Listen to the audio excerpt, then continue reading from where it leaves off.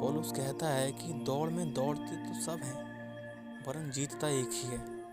तुम ऐसे दौड़ो कि जीतो। अब यहाँ पे सवाल ये उठता है कि हमारा अपोनेंट कौन है, हम किस लिए पे दौड़ रहे हैं।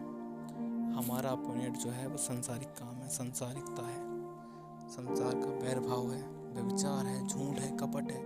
इन सब चीज़ों से ऐसा भागो, इन चीज़ों से निकल के हमारे लक्ष्य होना चाहिए कि मुझे खुदा की महिमा चाहिए, खुदा की बरकत चाहिए, खुदा के करीब जाना है मेरे को। हमारे अंदर ये एक लक्ष्य होना चाहिए, हमारे अंदर ये एक बुलाहट है परमेश्वर की जो हमारे प्रति है।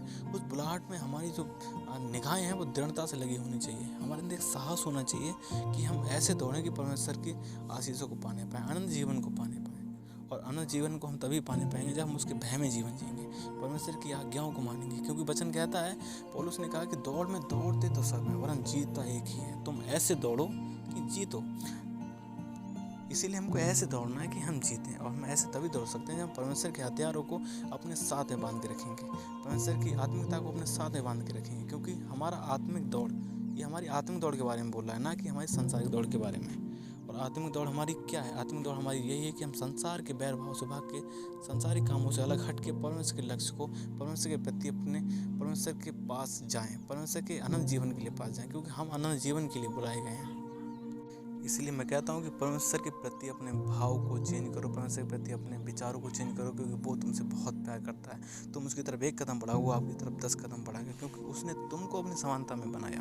जब तुम कभी परेशान होते हो, कभी दुखी होते हो, तो वो भी दुखी होता है। क्योंकि वचन कहता है उसने तुमको अपनी समानता में बनाया। अगर तुम रोते हो तो उसे भी रोना आता होगा। क्यों? क्योंकि उसने तुम्हारे अंदर जब इमोशंस भरे, तुम्हारे अंदर जब फीलिंग भरी है, तो क्या उसके अंदर फीलिंग नहीं है? वचन कहता है कि वो तुमसे बेपनाह मोहब्बत रखता है। इसलिए उसने अपने इकलौते बेटे को भेजा ताकि तुम उस पर विश्वास करो और अनंत जीवन को पाओ। इसीलिए हर एक संसारिक कामों को छोड़ के परमेश्वर के प्रति ऐसे दौड़ो कि उसके अनंत जीवन को पालो।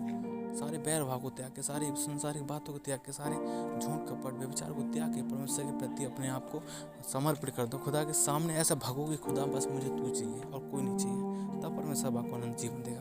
खुदा आपको बहुत अच्छा आशीष दे। आप बढ़ते चले जाएं और खुदा आपको बरकतों से भरे। आमीन।